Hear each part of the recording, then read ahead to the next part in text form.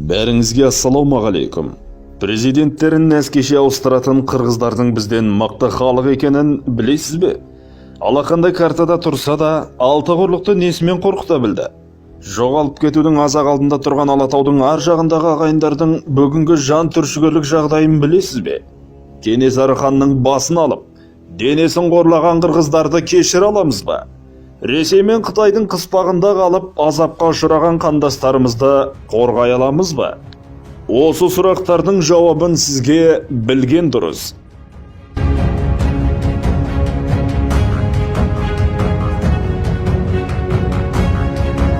Бүгінгі таңдағы қырғыздардың қазақтардан артықшылығы өте мол. Ат төбеліндей аз халық болса да, қаһарман жігіттері қыздарын қыз қылып, отан дейтін отбасының түтінін түзу етіп отыр. Тіпті көзді ашып жұмғанша жұдырықтай жұмылып, президенттен президентті тақтан қуып, нәскеше ауыстырды. Жақпаса билігін төңкеріп тастайды. Қырғыздардың қазақ халқынан асып түсетін тағы да бір жағы – демократия. Билігі халықпен санасуды біледі. Неге? Өйткені өзбектері өзенін ластап, сарт саудасын жасап жүргенде қандарын судай ағызды. Қытай келіп зауыттар мен фабрикаларын салып жатқанда ойран топырын шығарып, қуатының қуып шықты. Тіпті 2018-2019 жылы бүкіл қырғыз атқа қонып, қысық көзді Қытайдың жігіттерін қырдан асырып, масқарасын шығарды. Міне, мұндай мәрт, рухты халықпен қайсы бір билік санаспасын. 2019 жылғы Сауранбай Жиенбеков пен Атамбаев арасындағы қақтығыс кезінде Атамбаевтың ақ үйін қорғап, қарулы күштермен ашық майданға да шықты.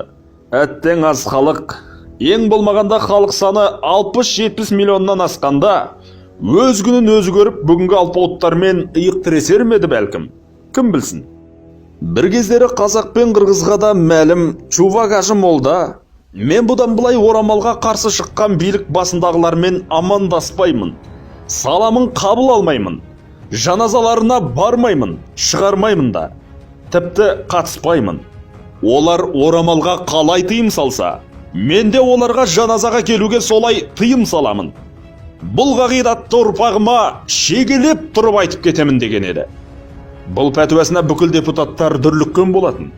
Осы мәселені талқылау барысында трибунаға бір депутат шығып, мектепке орамалмен кіргізбеген мұғалім мен директорлардың және біздің жаназамызды шығармаймын, Құранын оқымаймын, қабіріне көмбеймін деген имамның сөзі маған десең, арам өліп қал деген ғой. Бұған қалай ғана шыдаймыз деп бұлқын айтқан еді. Ал біздің ақ киімді денелі, ақ сақалды, соқыр мылқау танымас тірі жанды имамдарымыз ше? Олар орамал мәселесіне келгенде күмілжіп, биліктің ықпалынан шыға алмай жүргенін білесіздер. Мінекей, кімнің қасқыр, ал кімнің қорқақ қоян екенін осыдан аңғаруға болады. Бірақ, тағы да бірақ деген бір сөз бар. Төрт әріп бұлттар түрмесінің тас талқаны шыққан соң ондағы халықтар ес көмірінен барынша алысқа кетуді көздеді. Әркім әлемдегі өз жолын, өз орнын табуға тырысты. Алатаудағы айырқалпақты ағайындарды бодандықтың ноқтасын үзе салысымен ғылымда постколониалды синдром аталатын дертке шалдықты. Бірнеше ғасыр ұлттық тарих, ұлттық мәдениет пен дінге сусаған қоғамдық сана, зәмзәм суды да, нәжіс суды да шөліркене сімірді. Қырғыздар арасында әсіресе ұлтшылдық белең алды. Ағайындарымыз тарихты метрлеп, тоннала бөлшіп, көршілерінен әлдеқайда ұлы екендігін дәлелдеп бақты. 90-шы жылдары басталған бұл науқан бүгінге дейін жалғасып келеді. Оның жемісін медиа кеңістікте оңай байқаймыз. Көптеген антиқазақшыл қырғыздар медиа кеңістікте, әлеуметтік желілерде өз ойларын насихаттап жүр. Оларды бірнеше түрге жіктеуге болады. Бірінші топ супер қырғыз ұлтының болғандығына сенетіндер. Олардың ілімінше Еуразиядағы көптеген түркі халықтары, соның ішінде қазақтар да қырғыздардың сарқытымыз. Сондықтан ұлттық құндылықтардың барлығы, мейлі айтыс, мейлі көкпар, ұлттық киімдер қырғыздардан қалған мұрамыз. Екінші бір топтың пікірінше қырғыздар ешкімге ұқсамайтын ари текті ұлт. Олар үшін қазақтар қысық көзді моңғолдың ұрпағы, ал қырғыздар көк көзді, алтын шашты арилерден тарайдымыз. Үшінші бір топ үшін қазақтардың қырғыздарға туыстығы жоқ. Қырғыздарға Хакас, Алтай, Тывалар әлдеқайда жақын. Шынымен аға, қалай дегенде де аталмыш топтар қазақтарға паңдана, тарихымызға қомсына қарайды. Бұл өте қате пікір. Дұрыс емес ұстаным. Қай кезде де қазақ пен қырғыздың қазаны бірге қайнап, төсекте басы, төскейде малы қосылған бауырлас жұрт. Бұл жұрттың аражігін ажыратып, ала мысық өткіземіз дегендердің барлығы көр көкіректер. Бағаналы теректің тамырындай тереңге жайылған түркі тарихында қазақ пен қырғыздың алатын орны ерекше. Біздің заманымыздан бұрынғы немесе қазақ хандығына дейінгі тарихқа тоқталмай қояйық. Қазақ хандығы құрылғаннан кейінгі 16 ғасырдағы Сантаж соғысында да екі ел бірігіп, өзбек-моғол қосынына қарсы шықты. Ол кезде жаудың тактикасын жете түсінбегендіктен қазақ-қырғыз қолы ойсырай жеңілді.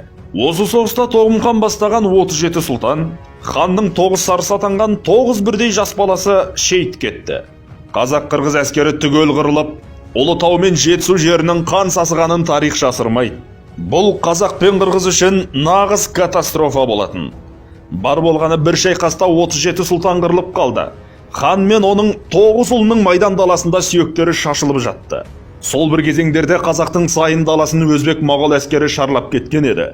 Мінекей, ендеше қазақ пен қырғыз қиыншылықты да, қуанышты да бірге көрді. Ал Тәуке хан тұсында қырғыздың биі тиеспен бірігіп ойраттардың ойранын талай мәрте шығарып, қызбағанды Қытай императоры Кансидің де үрейін ұшырған болатын. Екі ел сол замандарда екі ханды бөліп жармай, Тәуке тиес деп атап кеткен еді. Одан кейінгі 1723-27 жылдар аралығындағы Ақтабан шұбырынды, Алакөл сұлама зұлматында да талай мехнаттарды бастан бірге кешірді. Қазақ руханиятындағы ойып тұрып орын алатын аягөз қалмақ қырылған Аңырақай шайқасы және шаңды жорықтарда да екі ел бірге зөңгілес болып, сүрең салысты.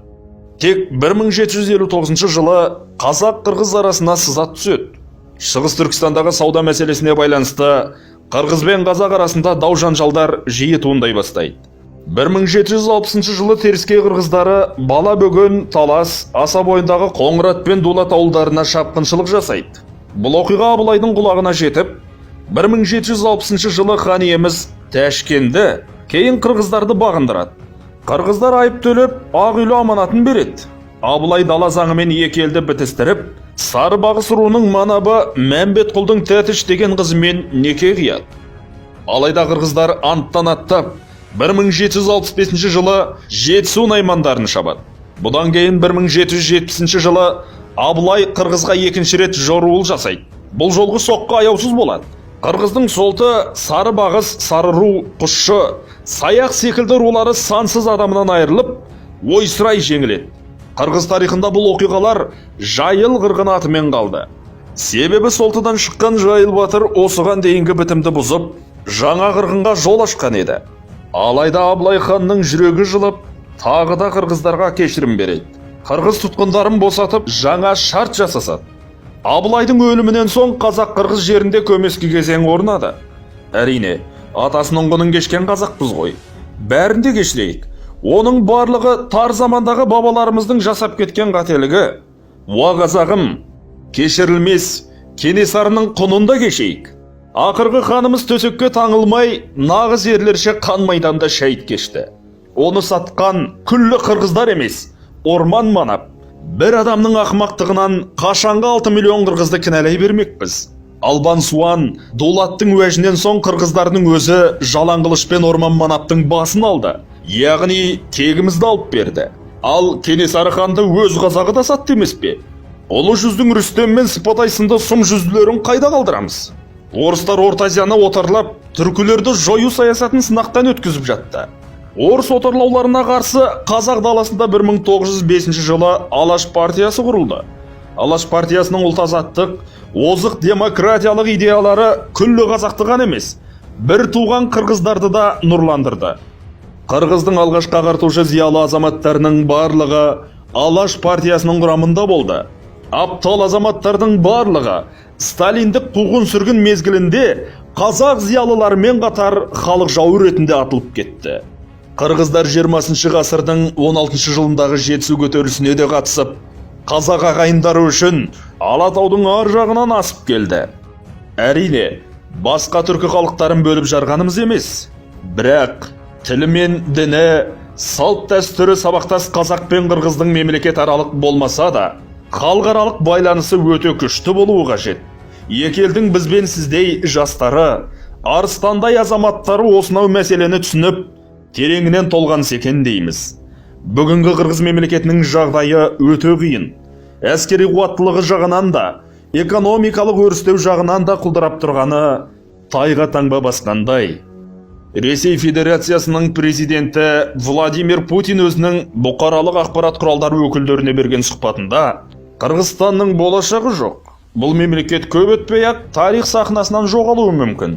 Қытай мемлекеті Шыңжаң өлкесі ұқсатып, бұл мемлекетті де жұтып алары анық деп айтқан еді. Жындының сандырағы келеді дегендей, Путекеңнің осы бір болжамы тура келсе қайтеміз. Бүгіннің өзінде қытайлықтардың дандайсығаны сонша, мектеп оқушыларына Қытайдың туымен көмкерілген Қырғыздың жерін картамен көрсетіп, мынау біздің ежелгі жер және болашақтағы мекеніміз деп таныстырады екен. Қытайлықтар қырғыз балаларының етін жеп, елсіз аймаққа сүйектерін итше қалдырып кеткені де жасырын емес. Иә, мұндай қиын қыстау кезеңде қазақ пен қырғыз бірігуі қажет. Біріккен жағдайда қандай күшке ие болатынымызға тарих дәлел. Тәжікті де, ауған мен Қытай, араб пен орыстарды да бір шыбықпен айдайтынымыз айдан анық. Осылайша екі мемлекетті жау етіп, бір-біріне айдап салып, біздің санамызды улаған кеңестік идеологияны түп тұқиянымен жою керек.